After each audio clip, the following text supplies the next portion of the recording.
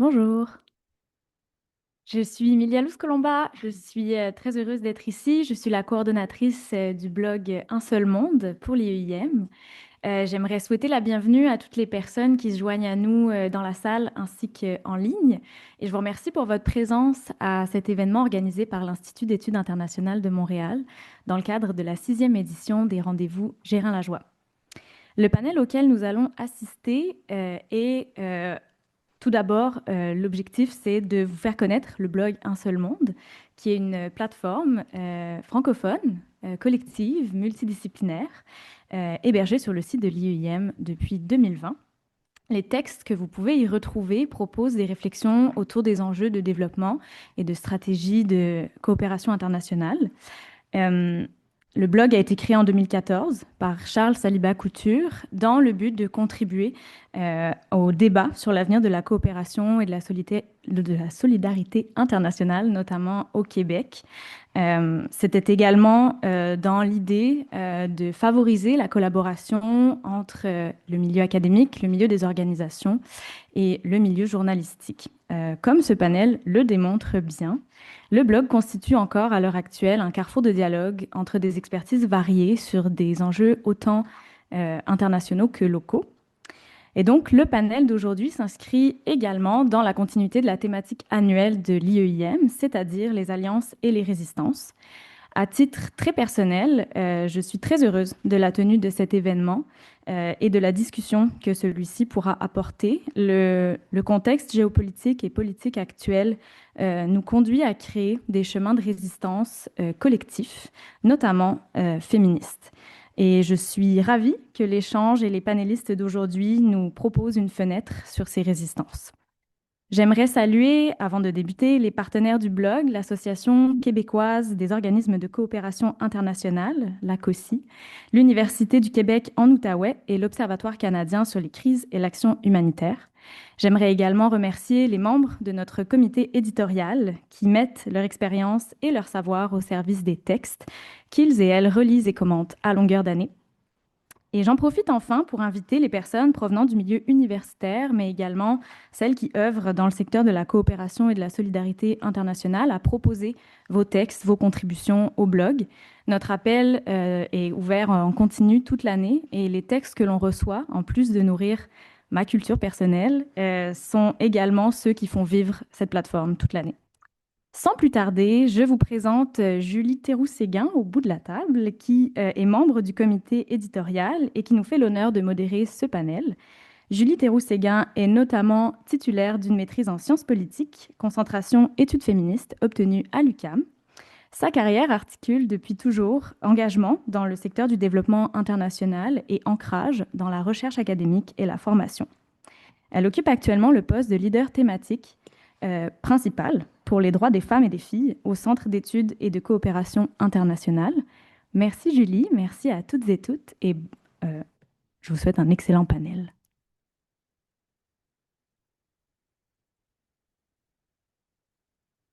Alors, merci beaucoup, Milia, pour l'introduction et merci à vous toutes et tous d'être ici aujourd'hui. C'est un vrai plaisir d'être là et je voudrais remercier Caroline Doyon et l'IEIM, toute l'équipe de l'IEIM qui m'a invité ici aujourd'hui et donc de m'associer en fait à ce panel et à cette table ronde Alliance et résistance pour les droits des femmes. Et en fait, je salue aussi cette initiative qui nous permet de mettre de l'avant des enjeux très actuels et dans différentes régions du monde, mais notamment des enjeux féministes et explorer les liens entre les différentes luttes. Et je voudrais peut-être commencer un peu de façon ludique avec une phrase de Madame Gandhi, une artiste et activiste engagée, chanteuse électro, qui résonne particulièrement bien avec le cadre de la rencontre d'aujourd'hui. Et je vais y aller d'abord en anglais pour me traduire ensuite. I don't want our identity to be defined according to how oppressed we are. Donc, que je pourrais traduire par je ne veux pas que notre identité se résume par notre niveau d'oppression. Et je trouve que ça cadre bien, en fait, avec un peu le panel d'aujourd'hui, parce que l'approche de l'IEIM et des panélistes aussi qui ont écrit un billet pour le blog Un seul monde consiste justement à tenir ensemble deux réalités. À la fois d'un côté, rendre visibles des situations difficiles de discrimination, d'exploitation, et de l'autre, de mettre en lumière les résistances et les luttes des femmes. Donc, ces prises de parole sont vraiment essentielles encore aujourd'hui. Pourquoi? On ne parle pas seulement maintenant d'une montée des discours anti-genre ou masculinistes, mais vraiment on parle de leur présence durable, de leur installation souvent assumée dans les sphères du pouvoir ou encore dans les médias maintenant relativement grand public et mainstream. Donc, je voudrais peut-être rappeler, peut-être faire une petite parenthèse éditoriale avant qu'on commence le panel et rappeler que c'est pas anecdotique en fait, que ce sont des mouvements, les mouvements anti-genre, qui sont très bien financés, qui sont très bien structurés et qui sont stratégiquement orientés. Peut-être rappeler que financièrement, par exemple, entre 2019 et 2024, ce sont des mouvements qui ont levé plus de 1,8 milliard de dollars américains en Europe pour influencer au plus haut niveau. Et en 2010, entre 2010 et 2019, des groupes issus de la droite chrétienne aux États-Unis ont investi environ 280 millions de dollars américains pour influencer des agendas contre les droits sexuels et reproductifs et contre les droits des populations LGBTQI+. On en a d'ailleurs une récente démonstration au Sénégal pour ceux qui ont suivi l'actualité avec des lois contre l'homosexualité. Donc, on voit que ça a une influence. Ces mouvements, ils influencent les gouvernements au nord comme au sud. Ils ont un impact sur les financements, mais aussi sur les narratifs. Et ce qui devient en fait acceptable ou pas, ce qui devient légitime ou pas, ce dont on peut parler ou ce dont on ne peut pas parler. Ils occupent l'espace finalement. Et dans ce contexte, ne pas parler des droits des femmes, c'est leur laisser l'espace et donc, en quelque part, reculer.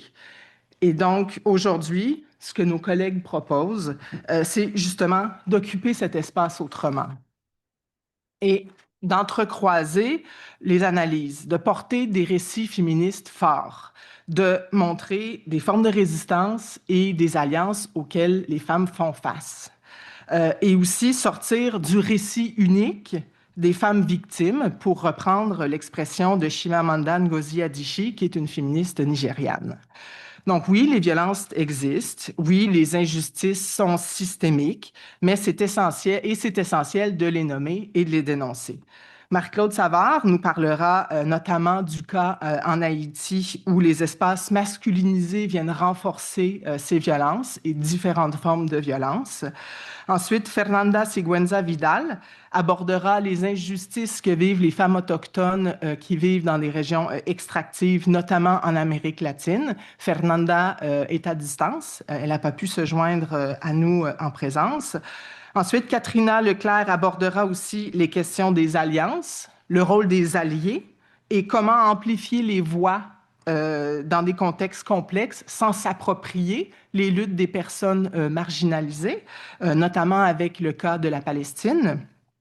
Et enfin, Eunice Eliazar parlera de l'union des forces et de l'organisation des discours, notamment à travers ONU Femmes, une institution des Nations Unies qui, elle aussi, subit les contre-coups importants de la réduction des financements de façon globale. Donc, aujourd'hui, je nous invite à ne pas laisser ces luttes en périphérie, puisqu'elles sont en fait au cœur de nos sociétés. Donc, chaque autrice va nous présenter pendant environ 10 minutes son texte, le contexte dans lequel il a été écrit et pourquoi ce sujet lui tient à cœur. Et ensuite, on aura un petit échange et évidemment, il y aura de l'espace pour les questions en présence et aussi à distance. Je vais commencer par vous présenter les panélistes avant de leur laisser la parole. D'abord, Marie-Claude Savard, professeure à l'École des sciences de la gestion et de l'UQAM et directrice scientifique de l'OCA, l'Observatoire canadien des crises et de l'aide humanitaire et co-autrice du texte. Ensuite, la deuxième personne qui prendra la parole sera aussi à distance, c'est Katrina Leclerc, professeure à temps partiel en études des conflits à l'Université Saint-Paul d'Ottawa et aussi présidente du réseau Femmes, Paix et Sécurité au Canada. Ensuite, Fernanda Sigüenza Vidal, candidate au doctorat en sociologie et chargée de projet au Comité pour les droits humains en Amérique latine, prendra la parole. Et nous terminerons le panel avec Eunice Eliazar, qui est candidate au doctorat à l'École nationale d'administration publique. Marie-Claude? Merci beaucoup pour l'invitation. Merci pour l'introduction, Julie, et bonjour tout le monde. Donc, j'ai 10 minutes pour vous parler de 4 choses. Donc, je vais commencer peut-être par vous parler de la genèse de ce texte-là qui a été coécrit avec Enid Louis qui ne pouvait pas être parmi nous aujourd'hui. Mais bon, le texte a vu le jour fin 2024, début 2025, au moment où, à l'échelle internationale, on commençait à prévoir des activités pour souligner le 25e anniversaire de la résolution 1325. Donc, la résolution 1325, c'est une résolution qui a été adoptée par le Conseil de sécurité en 2000, le Conseil de sécurité de l'ONU en 2000, qui rappelle le rôle essentiel des femmes en matière de paix et sécurité et qui a donné aussi qui a donné l'essor là, au programme Femmes, paix et sécurité.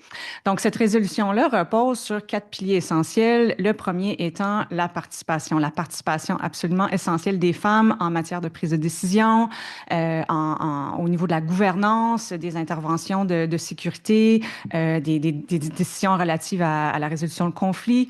Donc, la participation des femmes. La protection des femmes aussi. Donc, on doit intégrer dans nos interventions des interventions qui tiennent compte des besoins particuliers des femmes et des filles et des autres personnes marginalisées de par tout dépendamment des contextes, leur orientation sexuelle ou leur identité de genre. On doit aussi intégrer les femmes dans tout ce qui est prévention des conflits, donc les négociations, la résolution de conflits. Donc, les femmes doivent participer et les femmes doivent être présentes aussi lors des opérations de maintien de la paix, donc dans la conception de ces opérations-là, mais aussi dans la mise en œuvre pendant les crises, post-crise et pendant toute la période de reconstruction post-conflit. Donc, voilà pour la résolution 1325. Et à ce moment-là, je travaillais et je travaille toujours sur un projet de recherche sur Haïti avec l'IEIM, avec des acteurs de la société civile en Haïti, au Cap-Haïtien, avec l'Université d'État d'Haïti aussi à Limonade, et des experts, des fellows de l'IEIM. Et je me suis tournée vers ma collègue Eunide et je lui ai dit, mais la résolution 1325 en Haïti, est-ce que ça a fait quelque chose? Est-ce que ça a changé quelque chose? Et donc là, je vous donne le punch. La réponse, c'est non, pas vraiment. C'est un fait. Mais donc là, on s'est demandé, mais pourquoi? Pourquoi est-ce que c'est si difficile de mettre en œuvre ce que nous propose la résolution 1325? Donc, l'un des éléments qui est sorti de notre discussion tourne autour de la définition de sécurité et d'insécurité. Donc, quand on pense à la situation actuelle à Port-au-Prince, ville qui est assiégée par des gangs qui se font querelle, l'insécurité a tendance à se limiter à une dimension physique. Donc, en tant qu'individu, je souhaite circuler dans Port-au-Prince, me rendre d'un quartier à l'autre. Je suis insécure, mais de manière physique. Donc, je suis à risque de me faire enlever, de me faire tabasser, je suis à risque d'extorsion, je suis à risque d'être pris dans une fusillade ou atteint par une balle perdue. Et en tant que femme, je suis à risque aussi de violence sexuelle. Donc, on a tendance à résumer ça un peu à une définition qui est physique, donc une insécurité corporelle. Mais quand on écoute ce que nous disent les femmes haïtiennes, l'insécurité, c'est beaucoup plus vaste que ça. Donc, on parle d'insécurité politique, donc de ne pas avoir accès à des institutions politiques étatiques qui représentent les citoyennes haïtiennes, de ne pas avoir accès à un espace politique public sur lequel on peut revendiquer nos droits, faire valoir nos priorités, nos aspirations. Donc, on parle d'insécurité politique, on parle d'insécurité juridique et judiciaire. Donc, on n'a pas accès aux droits.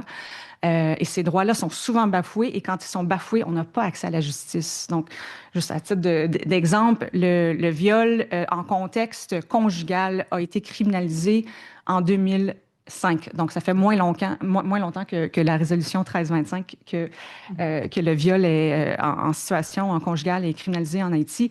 Donc, il y a des enjeux au niveau des droits, mais il y a une absence totale, c'est un néant total au niveau judiciaire. Donc, un néant en termes d'accès à la justice pour les femmes. Donc, on parle d'insécurité judiciaire, on parle d'insécurité économique, parce que quand les territoires sont contrôlés par des gangs, les femmes ne peuvent plus se déplacer librement. Et plusieurs femmes, en fait des milliers de femmes à Port-au-Prince, mais leur moyen de subsistance, ce sont des commerçantes ambulantes. Donc, ils n'ont plus accès au marché. Et elles n'ont plus accès aussi aux biens qui entrent dans la ville. C'est souvent des commerçantes qui font entrer ces biens-là depuis les régions. Donc, il y a une insécurité économique qui s'installe. On peut parler d'insécurité médicale. Donc, si je me fais agresser sexuellement, aurais-je accès à des soins médicaux quand les périmètres des quartiers sont contrôlés par des gangs? Et si je veux me rendre en milieu hospitalier pour accéder à des soins médicaux, pour un accouchement, par exemple, en toute sécurité, est-ce que le simple fait de me déplacer est en train de me mettre en péril et mettre en péril la vie de mon enfant? Donc, c'est des réelles préoccupations. On peut parler aussi d'insécurité sociale, psychosociale, d'être privé de nos liens familiaux, de nos filets sociaux parce qu'on peut pas, on n'a plus accès à notre famille. Et ça, c'est transmis de manière générationnelle aussi. Donc, ce qu'on constate, c'est que quand on a tendance à définir la question de sécurité de manière très limitée, quand ça se limite simplement à l'insécurité physique ou à la sécurité, sécuriser des territoires pour que les corps soient en sécurité dans ces périmètres-là, c'est insuffisant. Ça ne tient pas compte des réalités beaucoup plus complexes des femmes. Et là, ce n'est pas uniquement Haïti, c'est dans plein d'autres contextes.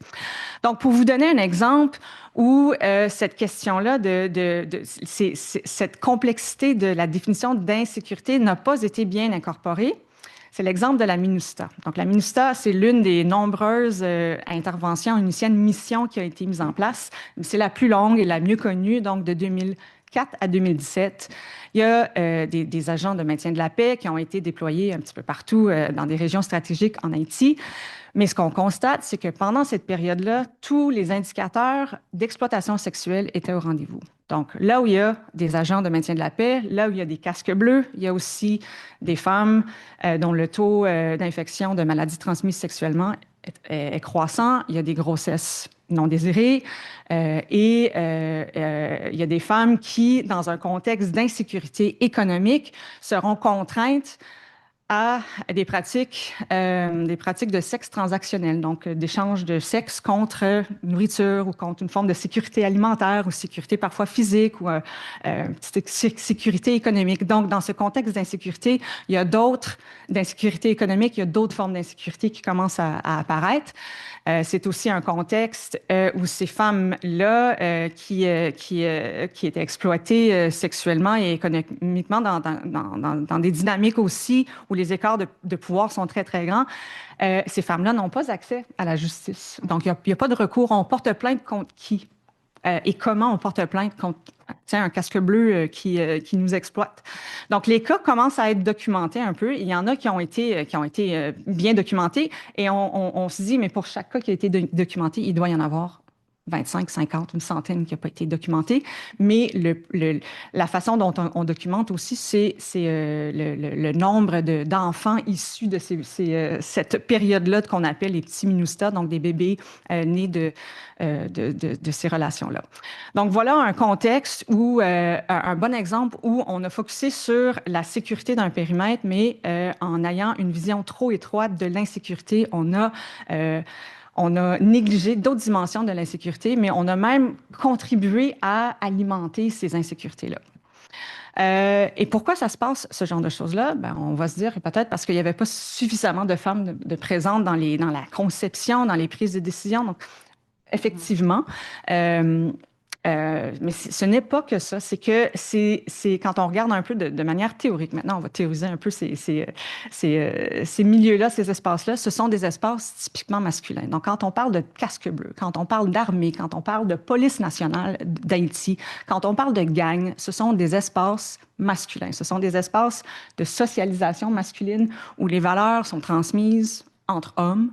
Et ce sont des espaces qui négocient entre eux. Donc, c'est des hommes qui négocient ou des espaces masculins qui négocient avec d'autres espaces masculins. Donc, les cadres, les politiques, les décisions vont écarter certaines perspectives qui sont absolument essentielles. Donc, même si on a la résolution 1325 qui est quelque part dans nos arrière-pensées, c'est quand même un milieu qui est très, très masculin. Les périmètres sont contrôlés par des acteurs masculins. Les femmes sont quand même assez résilientes, déploient leur agentivité, vont développer des stratégies comme les commerçantes, vont créer des marchés éphémères ici et là, vont s'organiser autrement, mais vont quand même moduler leur comportement, leurs activités en fonction de ces espaces-là, soit sécuritaires, soit insécures, mais qui sont dictés par des acteurs masculins.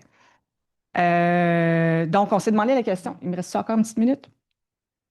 Oui. C'est bon? Une petite minute. Donc, est-ce qu'il y a quelque chose qui a réellement changé? Si on regarde le libellé, si on regarde les résolutions, puis nous, on est un peu geek, on regarde le texte des résolutions, puis on les compare. On a regardé les résolutions qui ont entériné les missions onusciennes.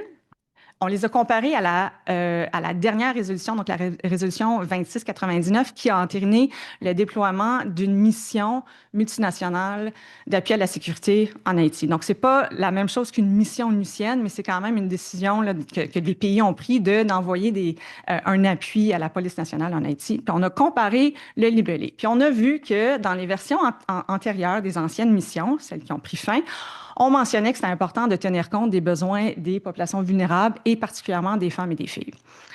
Donc, c'était quand même mentionné. Mais plus explicitement, dans la résolution 2699 qui parle de la MMAS, donc la mission qui est actuellement en cours, on a mentionné dans une clause que la mission doit lutter contre l'exploitation sexuelle. Donc, ça a été mentionné quand même. Donc là, on peut dire qu'il y a eu une petite amélioration, il y a une sensibilisation. Mais moi, je suis plutôt pessimiste et je me dis, tant que ces institutions-là, c'est encore des institutions très masculines, qu'on intègre quelques femmes ici et là, c'est pas ça qui va réellement changer toutes les valeurs, tous les fondements idéologiques de ces institutions-là. Oui, ça peut aider, mais il faut un changement, on va dire en anglais, un overhaul, un changement un petit peu plus dramatique que simplement intégrer plus de femmes. Voilà pour ça. J'ai plus le temps de parler de résistance et de résilience, mais il y aura du temps, je pense, pour les autres panélistes et les questions. Merci. Merci beaucoup, Marc-Claude.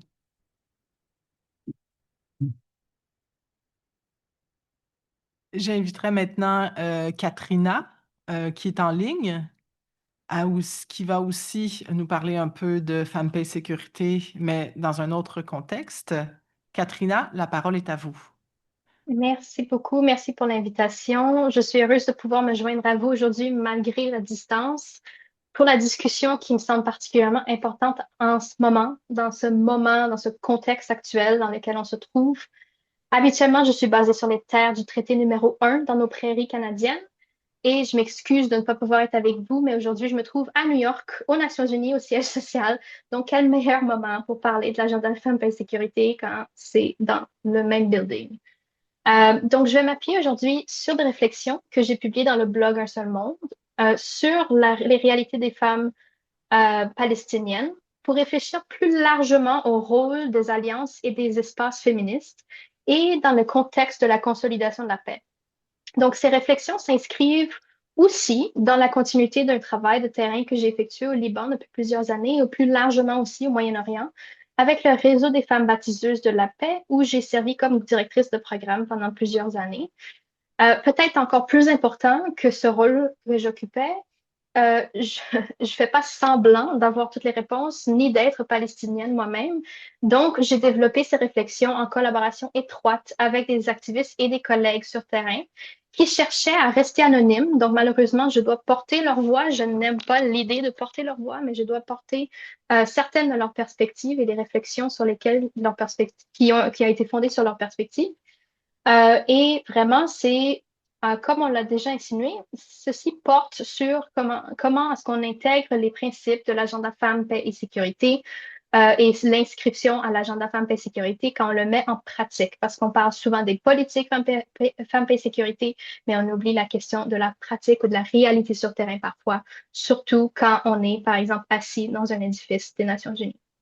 Donc, comme Marie-Claude nous l'a expliqué, l'agenda Femmes, Paix et Sécurité portée notamment par la résolution 1325 et des résolutions connexes du Conseil de sécurité des Nations Unies, repose sur une idée qui peut sembler simple, mais qui reste profondément transformative, ou au moins son aspiration est transformative, et c'est que la paix ne peut être durable sans la participation active et le leadership des femmes. Donc, en pratique, la question reste encore à la question de la neutralité. On ne peut pas être neutre quand on parle de l'agenda Femmes, Paix et Sécurité ou du féminisme au sens plus large. C'est un espace profondément politique de vouloir opérer dans les contextes de l'agenda Femmes, Paix et Sécurité où se croisent des acteurs très différents, des organisations de la société civile ou organisations locales, des activistes, des ONG internationales, des États membres, des membres des Nations Unies eux-mêmes, où dans ces contextes se jouent des dynamiques de pouvoir très inégales et on continue de voir l'impact de ces inégalités et je dirais aussi de ce post-colonialisme. C'est précisément dans cet espace que la question des alliances devient centrale et où est-ce que je pose mes réflexions. Parce que si l'agenda Femmes et Sécurité insiste sur la question de l'inclusion des femmes, la participation de la femme, il ne garantit pas en soi que cette inclusion soit significative, premièrement, et il ne garantit pas non plus que les voix locales soient réellement entendues, ni que leur expertise soit reconnue à sa juste valeur. Donc, dans ce contexte, je propose de réfléchir à la notion d'être allié. Qu'est-ce que c'est? Qu'est-ce que ça demande? Comment est-ce qu'on peut être un allié sans avoir quelque chose qui nous revient, mais vraiment pour la cause qu'on essaie d'appuyer. Donc, dans mon travail de chercheuse, mais aussi d'activiste, avec les deux chapeaux en même temps, que des fois sont complémentaires, d'autres fois pas du tout, j'essaie de déplacer largement la façon dont on en parle. Donc, souvent, on pense l'allié comme quelqu'un qui soutient, qui aide, qui amplifie, mais cette définition reste assez vague et parfois même elle devient problématique. Donc, parce qu'elle ne peut pas parce qu'elle devient problématique parce qu'elle peut masquer des rapports de pouvoir qui existent, même entre ceux affectés par les conflits, parfois dans ce contexte ou dans le contexte de mes réflexions, ces femmes qui sont affectées par les conflits, et celles qui ne sont pas affectées, mais qui cherchent à venir en aide, et ça enlève la gentilité, ou ça invisibilise les effets négatifs, même involontaires parfois, de certaines formes de soutien. Donc, je propose de penser à la question d'allier non pas comme une identité que l'on revendique, mais comme une pratique, une posture et surtout une responsabilité sociale. Donc, être allié, ce n'est pas simplement être en accord avec une cause, par exemple, c'est s'engager dans une réflexion constante sur la manière dont on agit, sur les effets de cette action et sur les dynamiques de pouvoir dans lesquelles elle s'inscrit. Donc, dans le billet que j'ai écrit, cette réflexion s'ancre dans le contexte de la Palestine, mais on pourrait l'observer dans différents contextes, surtout néocoloniales qui existent. Et donc, on voit, par exemple, dans le contexte de la Palestine, que depuis octobre 2023, la situation à Gaza et en Cisjordanie s'est détériorée de manière dramatique. Je ne pense pas qu'il y a personne qui, dans la salle, serait contre l'idée de ce fait, mais donnant vraiment lieu à une crise humanitaire d'une ampleur exceptionnelle et à des violations graves et répétées des droits de la personne. Donc, dans ce contexte, la mobilisation internationale a été et est essentielle et ça a été très compliqué et difficile depuis octobre 2023, mais elle est nécessaire et elle est même très, très urgente. Donc, en même temps, ça ne vient pas sans risque d'avoir un appui international et des interventions externes. Donc, c'est là où est-ce que la question d'alliés devient particulièrement complexe. On en a parlé aussi au sein du réseau Femmes, Paix et Sécurité que je préside depuis maintenant 2 ans et demi. Et on n'a pas toujours été d'accord, même au sein de ce réseau d'activistes canadiennes qui, certaines proviennent de la région et d'autres qui ont des liens personnels avec la région. Donc, un premier enjeu, c'est celui de la question de la visibilité. Dans de nombreux contextes de conflit, les personnes les plus affectées sont aussi celles dont les voix sont les moins entendues. Donc, ça vaut particulièrement pour les femmes palestiniennes dans ce contexte, qui sont à la fois actrices de la paix, militantes et souvent en première ligne des dynamiques de résistance à la violence qui est face à face avec leur réalité. Mais paradoxalement, lorsque la mobilisation internationale s'intensifie, ce ne sont pas toujours ces voix qui sont mises de l'avant. Et je dirais même rarement ces voix qui sont mises de l'avant dans la majorité des contextes. Donc, on observe souvent une recentralisation autour des acteurs internationaux, des ONG, des États membres, des experts, expertes, sans nécessairement savoir pourquoi on pense de ces gens des experts, expertes, et parfois n'ont aucune racine personnelle ou professionnelle dans la région. Donc, parfois, sans le vouloir, ces individus et ces groupes occupent des espaces au détriment des acteurs locaux. Donc, c'est vraiment ces réflexions-là que j'ajoute dans ce blog et que d'être allié dans ce contexte, ce n'est pas donc de simplement amplifier une voix, c'est aussi de demander quelle voix est amplifiée premièrement, par qui et dans quelles conditions est-ce que ces voix sont amplifiées. Un deuxième enjeu important concerne ce que l'on pourrait appeler les effets involontaires de l'action. Donc, en anglais, on dit souvent le do no harm et ces idées dans le monde humanitaire de ne pas créer plus de problèmes ou de malfaisance que ce qu'on est en train d'essayer d'appuyer ou d'aider ou d'enlever comme mal. Donc, dans mon texte, je discute notamment du fait que certaines initiatives, même s'ils sont bien intentionnées, peuvent avoir des conséquences négatives. Par exemple, des programmes de dialogue ou de visibilité internationale peuvent exposer davantage les activistes locales à des risques en attirant l'attention sur elles dans des contextes où cette visibilité peut être très dangereuse pour eux et n'est pas nécessairement quelque chose qu'ils ont évité. Donc, de la même manière, certaines formes d'engagement peuvent reproduire des logiques qu'on peut associer à ces contextes de sauveur ou sauveurisme. On dit souvent en anglais the white savior complex, où des acteurs externes se positionnent comme des solutions aux problèmes, sans nécessairement tenir compte des dynamiques locales et des stratégies déjà en place par ceux et celles qui vivent les réalités au quotidien. Donc, ce type d'intervention peut en réalité affaiblir les capacités locales ou invisibiliser des formes de leadership qui sont déjà existantes. Et c'est une des grosses dynamiques qui existent à la fois en Palestine en ce moment, ou au moins qui ont été documentées par les activistes avec lesquels j'ai l'honneur de travailler. Et c'est pour cela que je mobilise dans mon travail la question du do no harm, de ne pas nuire, justement. Mais je tiens à être très clair que ce principe ne doit pas être compris comme une invitation à l'inaction non plus. Donc, la complexité vient aussi au fait qu'on ne peut pas être complètement, encore une fois, neutre à l'idée. Il faut pouvoir venir en appui, mais c'est la façon dont on apporte cet appui et qu'on amplifie la réalité qui fait une différence. Donc, au contraire, il s'agit d'un appel à une action plus réfléchie, plus informée aussi, et surtout avec une grande humilité. Donc, ça implique d'écouter, pour vrai, réellement, écouter les acteurs, les actrices sur le terrain. Ça implique de reconnaître les limites de ses propres connaissances. Par exemple, moi, qui n'ai pas palestinienne, je ne peux jamais réclamer, comprendre à 100% la réalité de leur culture, de leur réalité, de leur quotidien, de l'impact du conflit sur les Palestiniennes à tous les jours. Et ça implique aussi de reconnaître euh, ou d'accepter que parfois soutenir signifie ne pas intervenir directement et de vraiment se laisser guider par le leadership local. Plus largement, ce que ça met aussi en lumière, c'est des dynamiques que l'on retrouve dans de nombreux contextes. Donc, les alliances ne sont jamais neutres, comme je l'ai dit. Elles s'inscrivent toujours dans des rapports de pouvoir. La clé, selon moi, dans l'agenda Femmes, Paix et Sécurité, c'est vraiment cette dynamique de pouvoir qui continue à être exercée et recréée dans d'autres dynamiques. Donc, par exemple, entre État et société civile, ça, il n'y a pas de question, ça a été documenté, mais aussi au sein de la société civile avec les différentes hiérarchies de mécanismes et d'organismes qui existent, qui en recréent cette dynamique d'inégalité de pouvoir avec l'accès aux ressources, l'accès à l'influence politique et aussi à l'accès au terrain. Donc, si on ne pense pas de manière critique, toutes ces dynamiques de pouvoir peuvent reproduire ces inégalités qu'on cherche justement à combattre avec l'agenda Femmes, Paix et Sécurité et sa mise en œuvre.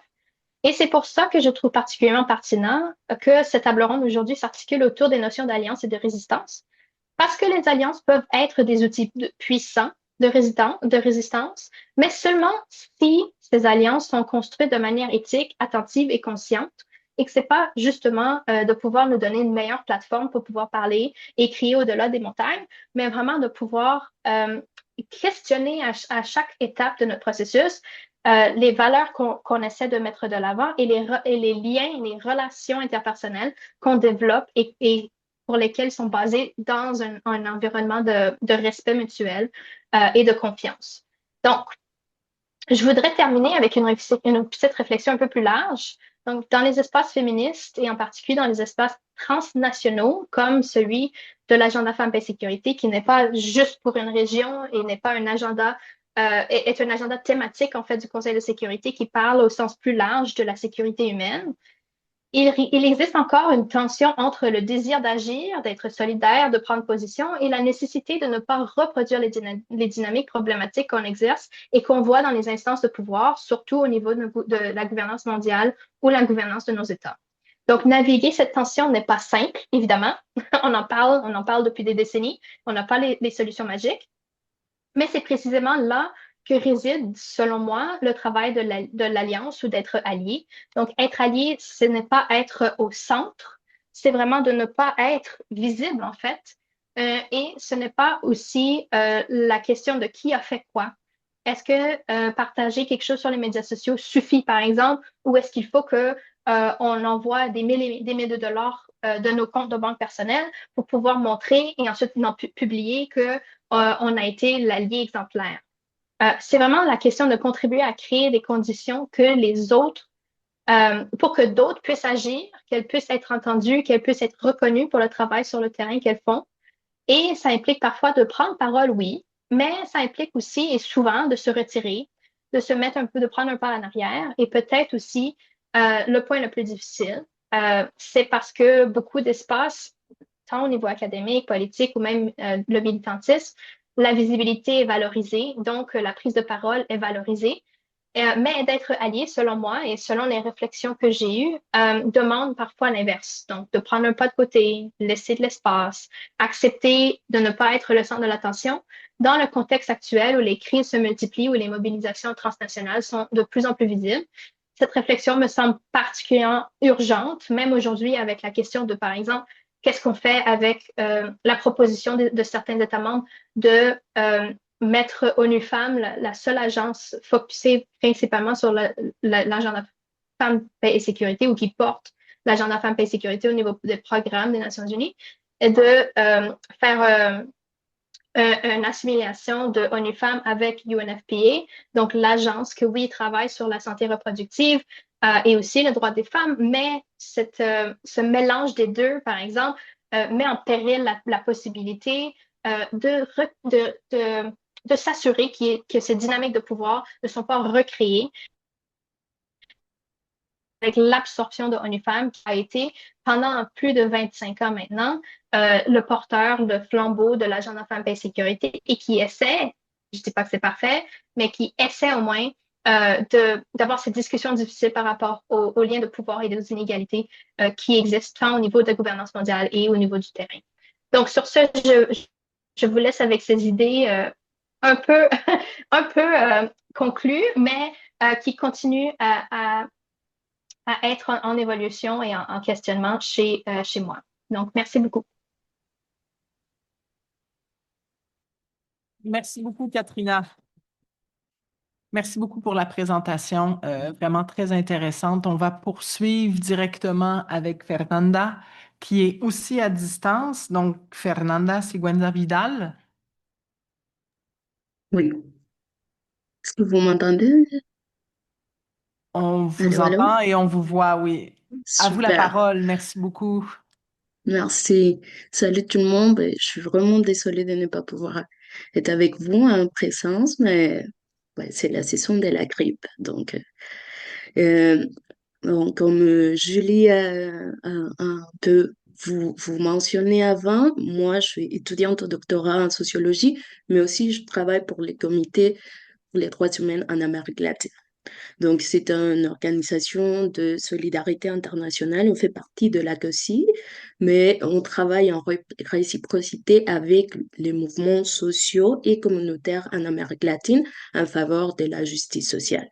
Donc, comme partie de mon travail au cœur du CEDAL, j'ai eu la chance en 2023 de participer à la rencontre internationale des femmes autochtones face à l'extractivisme.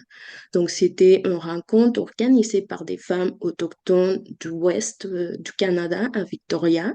Puis, nous, au CEDAL, on a contribué en invitant des femmes de l'Amérique latine. C'est des femmes, il y a eu environ 24 femmes qui sont venues de l'Amérique latine, plusieurs pays, l'Argentine, le Pérou, la Colombie, Panama, le Mexique, Guatemala. Puis on a travaillé pendant 3 jours, 3 journées de travail sur différents types de sujets, mais toujours reliés à la question de la résistance des femmes qui défendent leur territoire face à des projets extractivistes. Juste pour vous donner un petit peu de contexte, l'extractivisme, comment a été compris dans cette rencontre-là, c'est forme, une façon de penser qui voit la nature comme un bassin de ressources naturelles, de ressources, qui extrait des ressources d'une partie, normalement les sud, généralement les sud globales, puis transfère la recherche vers les nord globales. Donc, toutes les femmes qui étaient présentes dans cette rencontre-là, elles font face à différents types de projets, que ce soit des entreprises minières, que ce soit des barrages hydroélectriques, différents types de projets forestiers, beaucoup des femmes autochtones au Canada. Euh, donc, toutes les femmes qui sont venues de l'Amérique latine ont été accueillies à Victoria, à l'île de Victoria, par des représentants de la nation Lekwungen et Wensenak, qui sont les deux nations traditionnelles de l'île de Victoria. Puis, pendant 3 jours, on a fait des ateliers, des cercles de parole, des discussions contextuelles et aussi des cercles de guérison. Donc, l'idée de ce contexte, de cette rencontre, c'était vraiment de tisser des ponts entre les luttes des femmes autochtones dans l'Amérique latine et le Canada. Et c'est vraiment que l'idée, c'était vraiment de discuter de euh, personnes défenseurs du territoire à personnes défenseurs du territoire sans qu'il y ait une autre agente externe dans la discussion.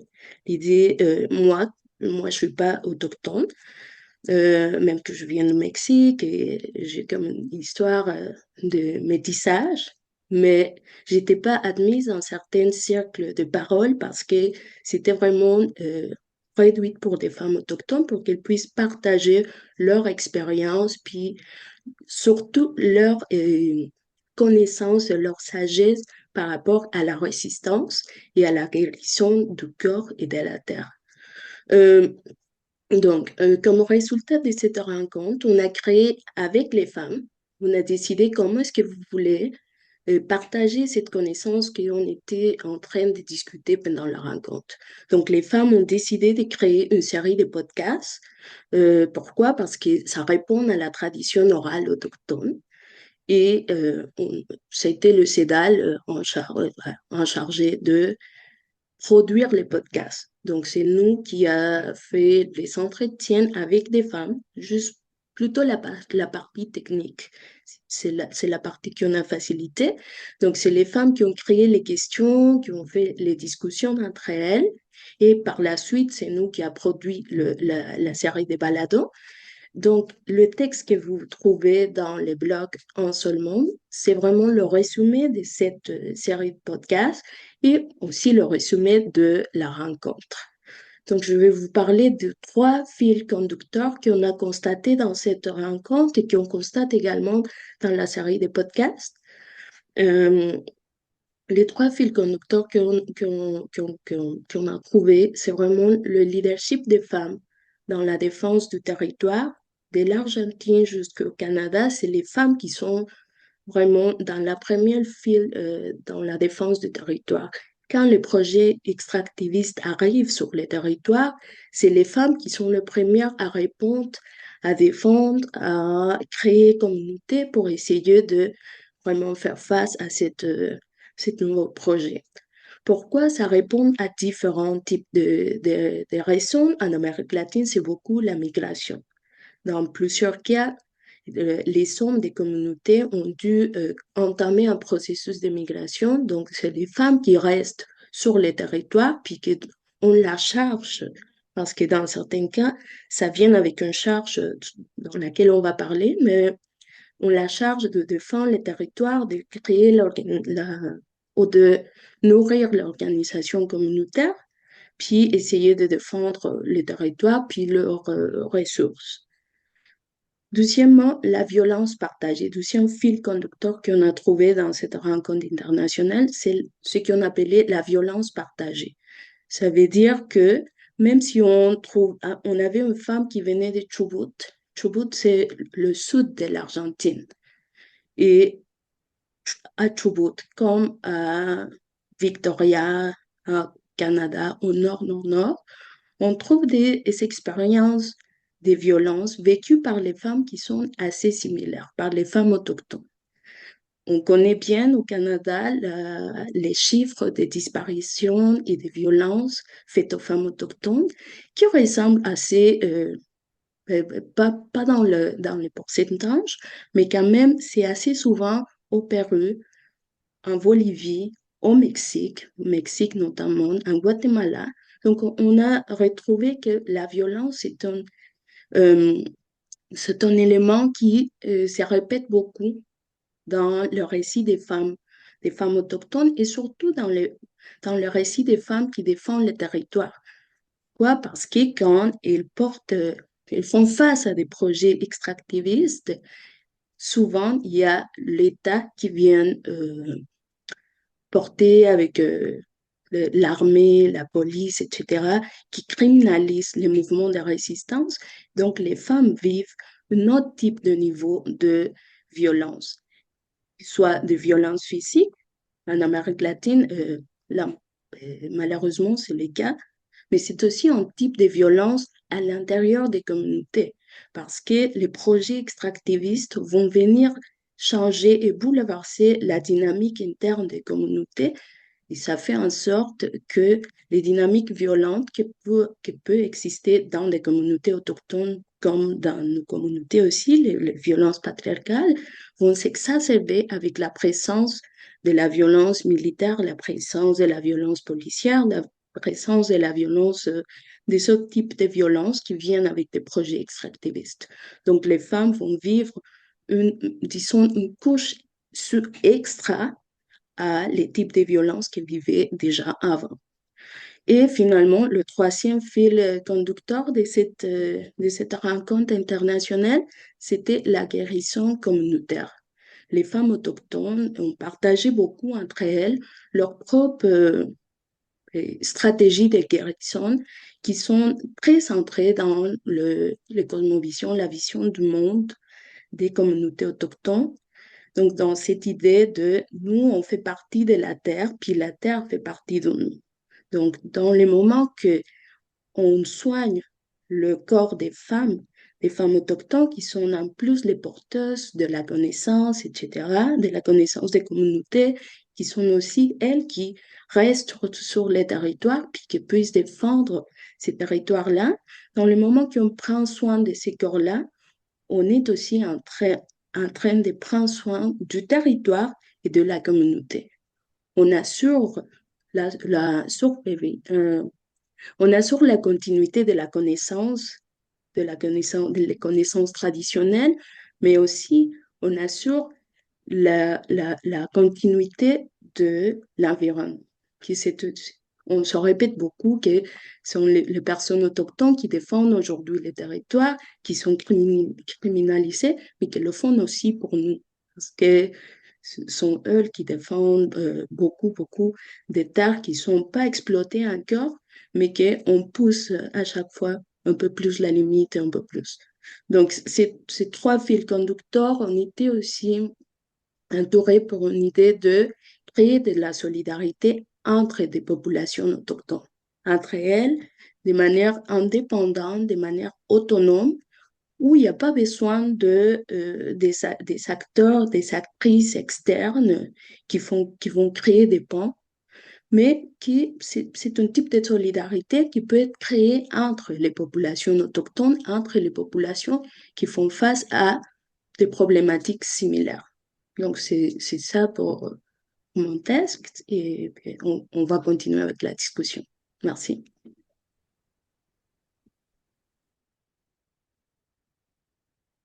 Merci beaucoup, Fernanda. Aussi très éclairant. On arrive dans une autre dimension, effectivement, et on va terminer avec, euh, pardon, Eunice Eliazar.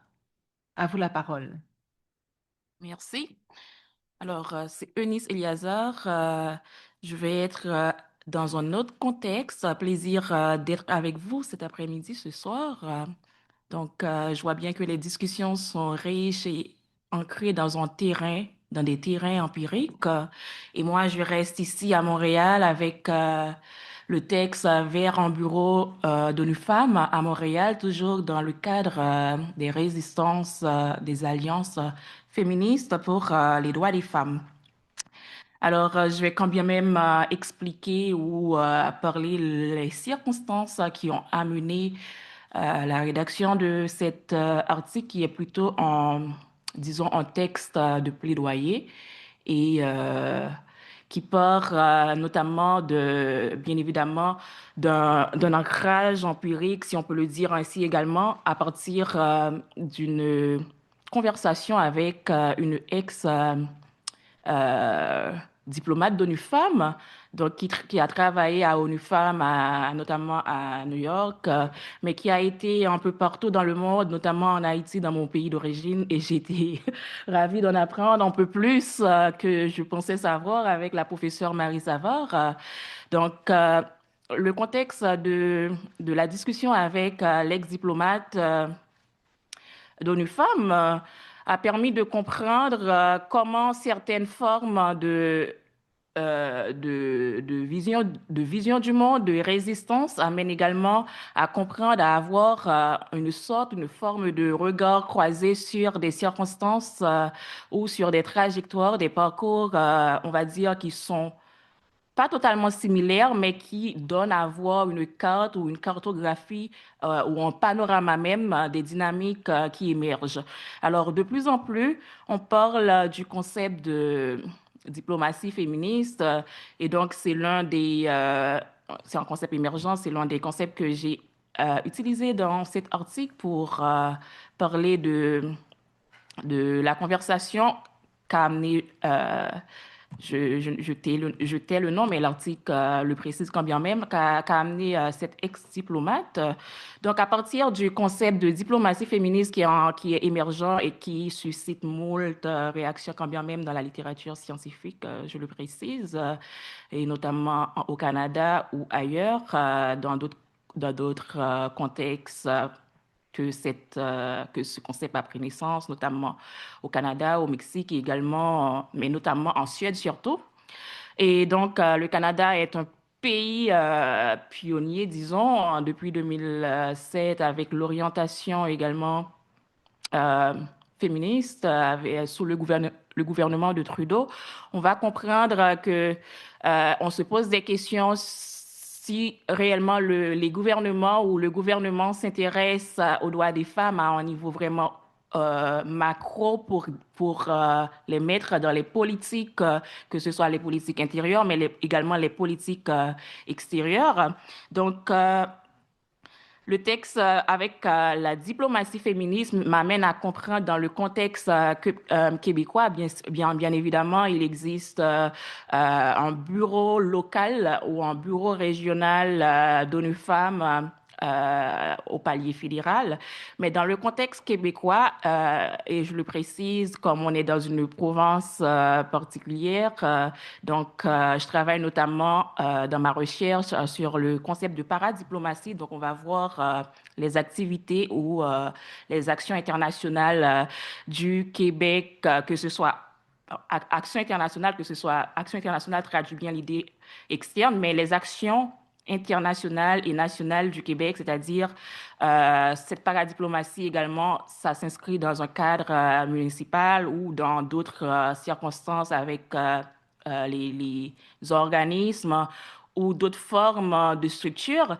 Et donc, avec la conception du concept de paradiplomatie, on va comprendre que le Québec, en tant qu'acteur sur la scène nationale, acteur ou État fédéré dans un système fédéral, euh, donc est présent à l'interne au niveau national, mais également à l'externe au niveau international et plusieurs autres grandes villes, parce que ce concept de paradiplomatie prend en compte des dynamiques ou des villes mondiales comme New York notamment, on va voir Londres également, donc de grandes villes mondiales, même des villes en Asie, donc Tokyo, qui sont dans une dynamique où c'est pas les interventions ou les actions ne sortent pas directement de ce qu'on appelait de l'État central, de l'autorité centrale, mais beaucoup d'acteurs émergent sur la scène internationale et avec ce qu'on appelle la mondialisation qui compresse ou intensifie le temps. Donc, ça permet à plusieurs acteurs d'émerger sur la scène.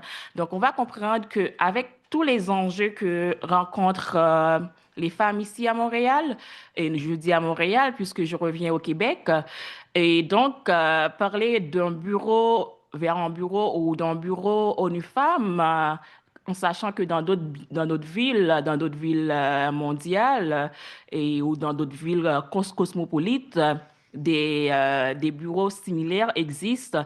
Donc, ça reste quand bien même une proposition, mais une proposition à partir quand bien même d'un ancrage aussi empirique, parce que je ne sais pas si vous l'avez regardé, il y a la série, je pense, Adolescent sur Netflix qui en parle.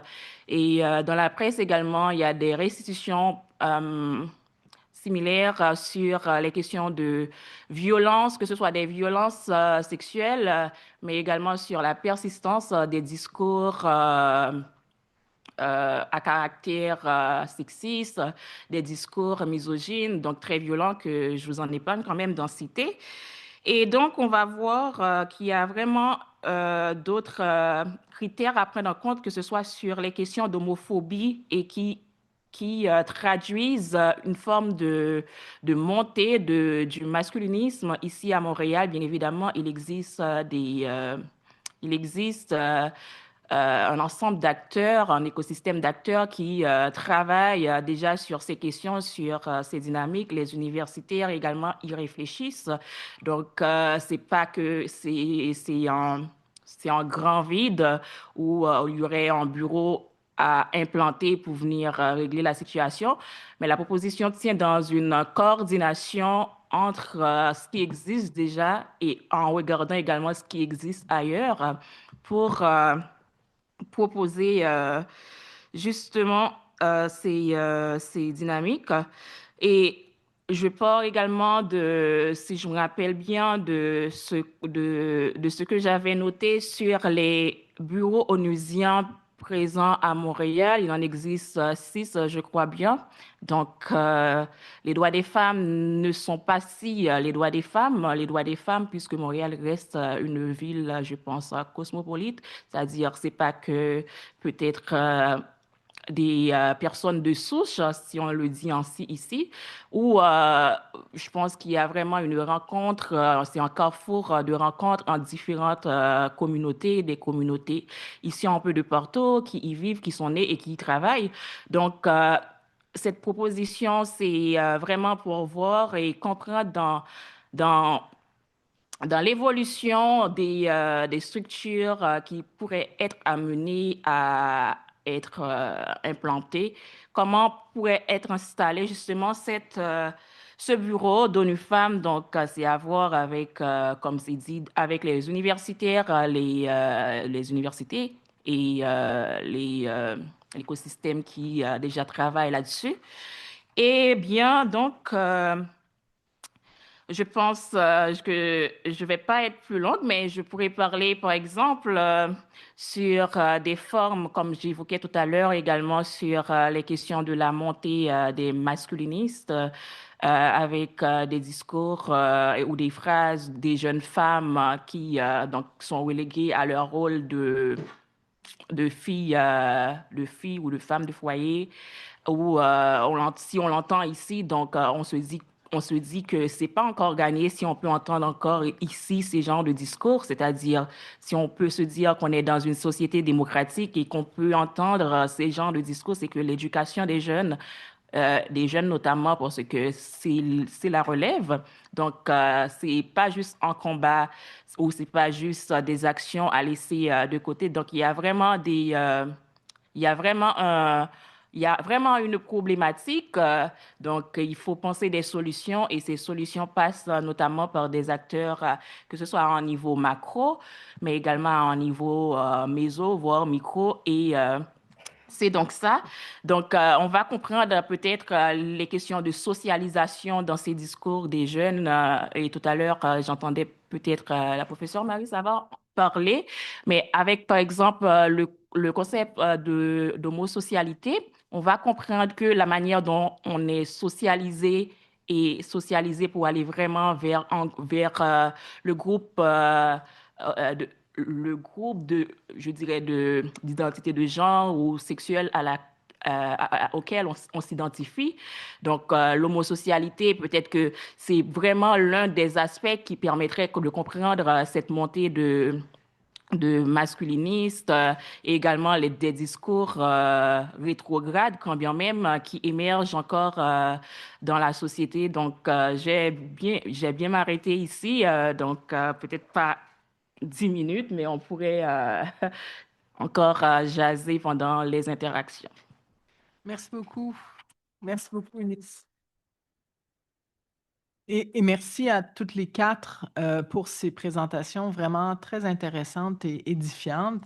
Et maintenant, je vous invite à réfléchir aux questions et pendant que vous préparez vos questions dans votre tête et sur vos petits papiers, peut-être que je peux juste faire peut-être quelques liens qui me viennent à l'esprit quand je vous ai entendu les quatre et j'avais bien lu aussi les billets du blog et qui sont, en tout cas, que j'invite tout le monde, si vous ne l'avez pas fait avant, à relire ces billets de blog qui sont vraiment très intéressants et qui se lisent très rapidement. Et puis, on voit, en fait, en vous entendant, on voit qu'il y a une certaine tension entre, et qui n'est pas nouvelle, mais entre les engagements qu'il peut y avoir, les engagements féministes qu'il peut y avoir, que ce soit au niveau du gouvernement canadien, quand on parle de l'établissement d'ONU Femmes à Montréal, sous l'égide d'une diplomatie féministe, je pense qu'il faut maintenant voir avec M. Carney si c'est toujours d'actualité de parler de diplomatie féministe dans notre contexte, mais aussi au niveau de tout ce qui est l'agenda 1325 que vous mentionnez, comment est-ce que c'est déjà en place et comment, en fait, dans la réalité, est-ce que on arrive vraiment à le mettre en place et donc ça soulève justement la manière dont les agendas féministes vont continuer à s'inscrire, à se renouveler et à se mettre en œuvre et comment est-ce que justement on pourrait continuer à les influencer d'une façon ou d'une autre, pas seulement au niveau des mots et des langages, mais vraiment dans la mise en œuvre. Et je pense que chacun de vos textes amenait un petit peu ces éléments-là d'engagement, mais après aussi de mise en œuvre plus concrète et de réalisation. Je pense une autre des observations que je trouvais vraiment intéressante, c'est la convergence assez forte dans les analyses d'Haïti, de la Palestine et aussi de l'Amérique latine sur, bon, l'Amérique latine qui était plus sur justement la gestion des ressources naturelles, notamment les ressources minières, et l'exclusion finalement persistante des femmes des espaces de pouvoir, notamment dans l'espace là, femmes, paix, sécurité, avec évidemment des lectures complémentaires des mécanismes qui sont en place et aussi finalement des résistances qui sont différentes, que ce soit en Amérique latine au niveau des alliances qui peuvent être faites entre les femmes autochtones de différentes géographies ou encore le concept d'être allié, comment être allié dans ce contexte-là, allié international. Et on sait que pour Haïti, par exemple, le contexte d'allié international peut être aussi un peu amener certaines tensions. Donc, très intéressant aussi de voir comment est-ce que la place des organisations de femmes pour mener cette résistance-là revient dans chacun des dialogues. Donc, vraiment, j'ai trouvé qu'il y avait beaucoup de liens très pertinents et pourtant des luttes très différentes dans des géographies très différentes. Donc, merci beaucoup à vous quatre. J'invite les panélistes, si vous avez aussi des questions que vous voulez approfondir, mais j'invite vraiment l'audience, que ce soit en présence ou à distance, à poser vos questions à nos panélistes pour poursuivre la discussion. Je pense qu'il y a un micro à l'arrière. Je vous invite à y aller. Peut-être à vous présenter aussi, à vous nommer. Oui.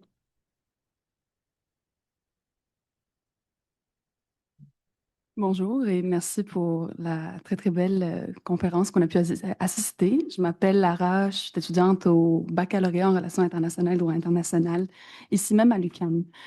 Euh, c'est autant une question que peut-être un appel à de l'optimisme. Je pense que plus que jamais on en a besoin en ce moment. Donc des éléments que j'ai retenus de par toutes les présentations ici, c'était euh, à l'ère de la mondialisation, justement, comme on a nommé dans la dernière présentation, les rapports ont changé, les rapports internationaux ont changé, la place de l'État a changé aussi.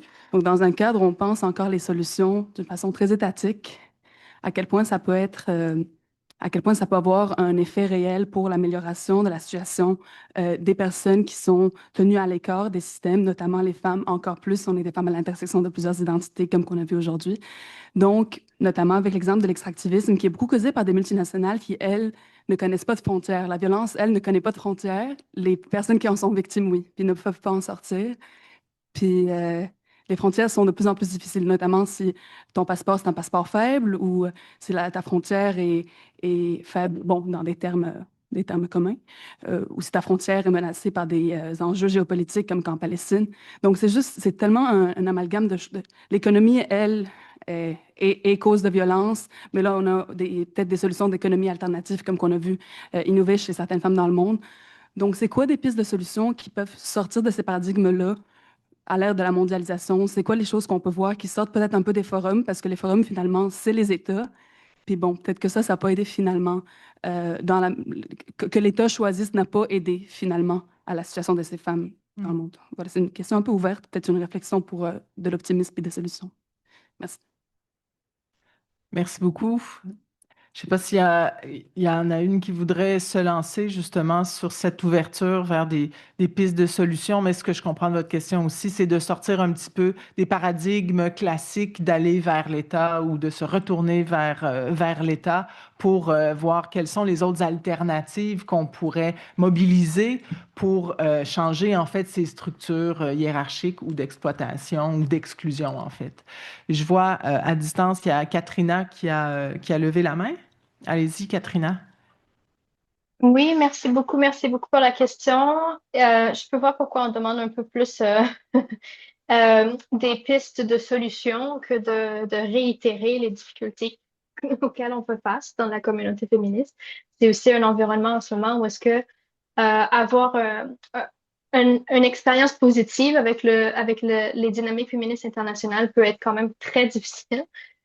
Donc, j'avoue. Mais ce que je voulais ajouter, c'est par rapport à la question de la solution étatique, qui est vraiment le centre de nos relations internationales et de la gouvernance mondiale, qui gouverne vraiment la réalité de plusieurs. Comme vous le mentionnez, vous aviez dit que la violence est transfrontalière, mais les réalités restent forcées par des frontières que parfois sont aussi imposées, qui peuvent sembler arbitraires. Moi, personnellement, où je trouve la source peut-être d'espoir, disons, c'est vraiment dans l'agenda Femmes et Sécurité. Et je vais vous dire que l'agenda Femmes et Sécurité n'est pas un agenda qui a tout résolu. Évidemment, ça fait 25 ans maintenant qu'on a la première résolution Femmes et Sécurité, qu'on a ce cadre qui a eu maintenant 11 résolutions qui s'y sont adhérées. Si c'était un agenda magique, on aurait déjà eu toutes nos solutions. Mais la raison pour laquelle je dis que cet agenda me donne une source d'espoir ou est une source d'espoir pour moi, c'est parce que pour la première fois en octobre 2000, le Conseil de sécurité, qui est le plus grand exemple de solution étatique et militarisée, n'est-ce pas, dans nos systèmes de gouvernance, l'organe onusien qui peut déployer des forces armées, par exemple, à travers le monde et que tous les États membres doivent respecter. Donc, pour moi, le fait même que le Conseil de sécurité, suite à la mobilisation féministe, principalement de femmes dans des régions affectées par les conflits, principalement dans le sud global, est poussé, mobilisé et ont été capables de convaincre les États membres à l'unanimité d'adopter une résolution thématique transfrontalière qui n'est pas orienté vers une géographie ou une circonstance géographique particulière, pour moi, c'est une source déjà d'espoir, le fait même que ça a été quelque chose qu'on a acquis.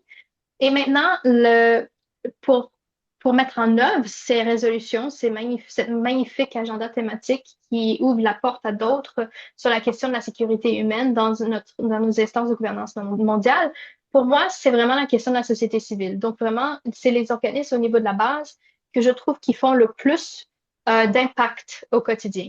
Donc, on en a des centaines des organismes internationaux. Il en faut, c'est les mécanismes d'alliance qui fonctionnent au moins pour l'instant, dans notre contexte actuel. Mais la société civile, au niveau de la base, c'est elle qui change la réalité des femmes au quotidien, n'est-ce pas? Qui peut vraiment répondre aux besoins de ces femmes, de ces jeunes femmes, de ces filles qui vivent et qui doivent reconstruire leur communauté post-conflit. Et juste avant de terminer pour la question, j'aimerais aussi souligner que pour moi, un autre pépin, non, pépin, c'est négatif, mais un autre aspect qui pourrait m'apporter ou qui m'apporte un peu d'espoir, c'est la création du fonds WPHF, en anglais Women, Peace and Humanitarian Fund, donc le fonds humanitaire pour la paix pour les femmes, qui est le premier fonds et parmi les seuls fonds internationaux qui est un partenariat directement entre l'ONU et la société civile. ONU Femmes siège comme secrétariat qui gère ce fonds avec un conseil d'administration auquel le Canada a adhéré pendant longtemps et a été un bailleur important pour le fonds pendant longtemps. Mais c'est juste depuis 2015 que ce fonds existe. Et ce fonds a maintenant donné plus de 100 milliards de dollars aux organismes des femmes locales dans les zones affectées par les conflits. Depuis maintenant un tout petit peu plus que 10 ans. Donc, moi, je vois des avancées. Je sais qu'on en parle souvent on ne fait pas assez, il y a toujours trop de pushback, trop de mobilisation antiféministe, etc. Mais moi, je pense qu'il faut aussi qu'on se rappelle de ce qu'on a été capable d'accomplir au cours de ces 25 dernières années et que le travail au niveau de la base ne cesse pas parce que nous, on voit qu'il y a des trucs à l'international et au niveau des gouvernances internationales qui nous font douter des avancées qu'on a été capable d'avoir au cours de ces 25 dernières années. Merci beaucoup. Marie-Claude, tu voulais réagir aussi? Oui, en fait, je voulais juste renchérir sur l'importance de la société civile. C'est ce que j'aurais bien aimé que Eunide soit ici pour pouvoir en parler. Donc, ma co-autrice de ce texte qui a travaillé très, très longtemps avec la société civile haïtienne, qui a travaillé pour ONU Femmes aussi en Haïti.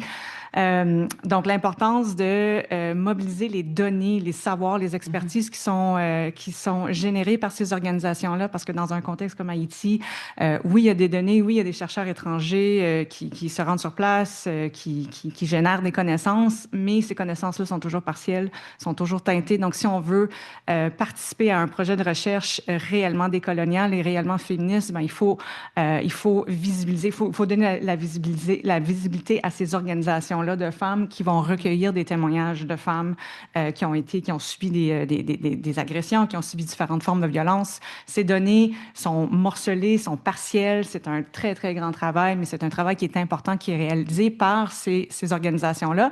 Et continuer à les ignorer, ces organisations-là, c'est de perpétuer une forme de violence épistémologique cette fois-ci. Donc, c'est super important le travail de ces organisations-là et d'appuyer les réseaux, pas de créer d'autres réseaux, mais d'appuyer les réseaux qui sont déjà existants. Merci. Merci beaucoup. Alors, peut-être juste quelques mots sur ce que vient de dire la professeure Marie Savard sur la question de la justice épistémologique.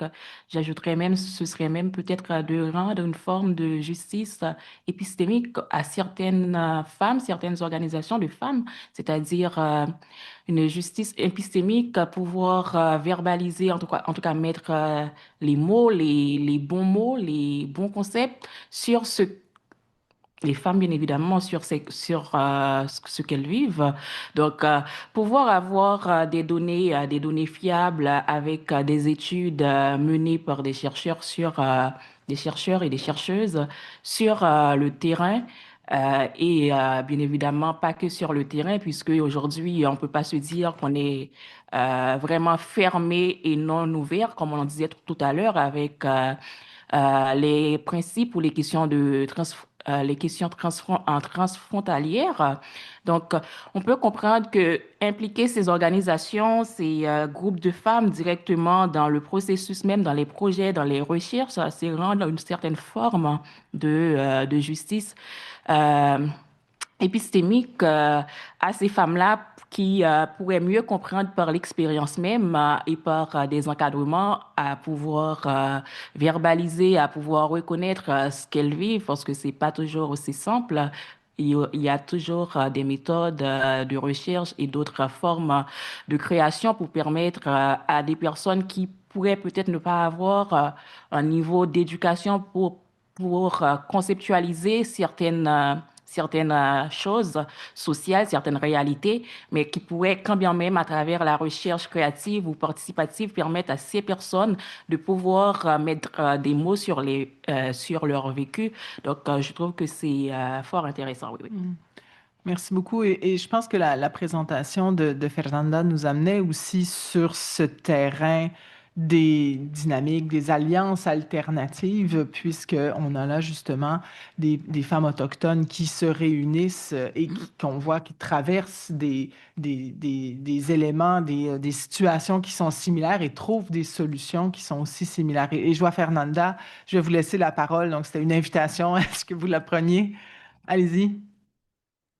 Ouais, c'est justement ça. Je voulais revenir sur l'idée que, au-delà des organisations civiles, il y a les organisations communautaires, les gens qui sont dans le terrain, puis qui nous posent vraiment des sortes d'initiatives qui sont complètement alternatives. Je comprends ça. Donc, peut-être qu'ils sont pas comme reproduibles dans des autres contextes, mais qui fonctionnent bien dans certains contextes. Et en disant cela, je reviens à une philosophie qui vient de l'Amérique latine, qui est le buen vivir, comme le bien vivre, qui c'est vraiment, ça vient des Andes, puis ça agglutine une série de connaissances ancestrales, puis qu'aujourd'hui, certaines communautés arrivent à vivre avec dans cette philosophie-là, qui est de respect avec la nature, mais aussi d'une façon différente de penser l'organisation communautaire.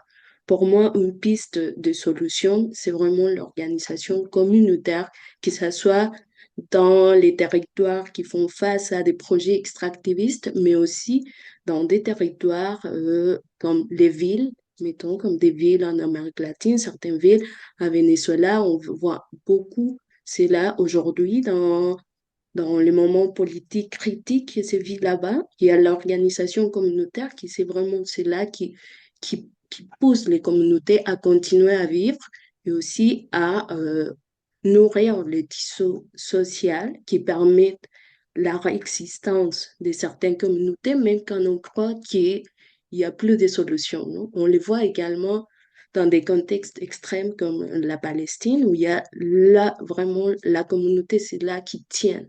Donc, pour moi, la piste des solutions, ça doit venir du local, puis de la communauté, d'un tissu social qui soit assez forte pour continuer à penser à des nouvelles solutions qui vont peut-être ne pas fonctionner exactement pour tous les contextes, mais qui sont quand même des sources d'inspiration pour des autres contextes. Donc, ouais, c'est ça. Merci beaucoup. On aurait peut-être le temps pour une mini-question si il y a quelqu'un qui veut se lancer. Est-ce qu'il y a des questions en ligne? Je regarde mes collègues derrière. Non? Oui. Alors, je m'appelle Paul-Manuela Yongo. Peut-être que je vous demanderai de prendre le micro. Merci. Oui, bonjour, je m'appelle Paul-Manuela Yango. Merci infiniment pour toutes vos lumières. C'est vraiment intéressant de savoir quelles sont les réalités des femmes à travers le monde. Donc, je m'adresserai à la première intervenante parce que c'était vraiment intéressant ce que vous aviez dit et vous alliez parler de résistance, de résilience, mais le temps a été court pour vous. Donc, en quelques mots, est-ce que vous pouviez nous dire ce que vous comptiez développer comme idée autour de votre propos, en fait? Merci. Merci pour la question. J'éprouve une petite gêne à parler de résistance parce que vous voyez bien que je ne suis pas une femme haïtienne. Donc, je ne sais pas s'il y a des femmes haïtiennes qui voudraient compléter. Mais l'exemple qui était évoqué dans notre texte, en fait, c'était l'organisation de réseaux, de collectifs. C'est entre autres la Journée nationale du mouvement des femmes haïtiennes qui se célèbre le 3 avril. Donc, les femmes se sont spontanément organisées pour célébrer cette journée-là, qui est un hommage à leur résilience, à leur résistance. Et partout dans le pays, il y a des activités qui s'organisent autour de ça. Les exemples aussi qui sont cités, c'est des cadres d'action qui sont proposés par les femmes en parallèle aux multiples cadres d'action qui sont proposés par différentes concertations politiques. Les exemples concrets de résistance et de résilience, notamment en contexte d'insécurité économique, mais c'est comment les femmes, lorsque leurs réseaux d'approvisionnement et de marché sont bloqués par les gangs, mais c'est les femmes qui s'organisent de manière spontanée. Donc, plutôt que de se rendre au marché public, ben, il va y avoir comme je disais, des marchés éphémères. Donc, le mot se passe de manière informelle que tel jour, le marché va être dans telle zone jugée sécuritaire en ce moment. Et la prochaine fois, mais ça va être ailleurs. Donc, il y a des stratégies d'innovation qui sont mises en place, mais au quotidien par les femmes, par leur réseau informel.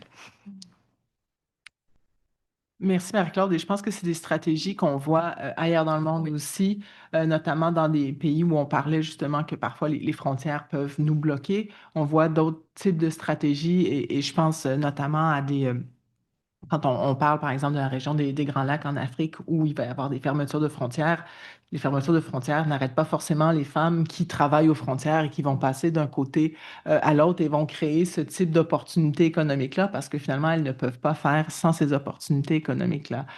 Donc, je vois le temps qui passe et Caroline qui me fait signe de la tête. Merci, Caroline. Je pense que ça va être la fin de notre panel et je vais vous inviter, Caroline Doyon, la directrice adjointe de l'IEIM, à venir faire le mot de clôture.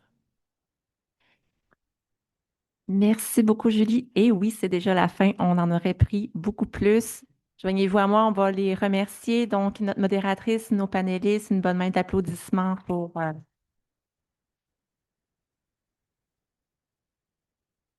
Je dois dire que je suis très heureuse que l'événement du blog Un seul monde ait pu avoir lieu dans le cadre des RVGL. Ça faisait longtemps qu'on y pensait, on cherchait le bon moment. Ce bon moment, il était aujourd'hui. Donc, vraiment, vraiment très heureuse de vous avoir accueillis toutes.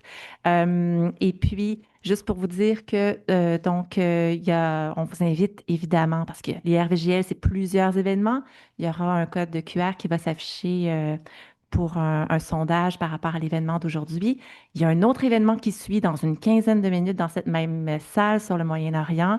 Donc oui, c'est un feu roulant, les RVGL. Donc encore une fois, merci d'avoir été là et puis je vous dis à la prochaine fois. Merci beaucoup.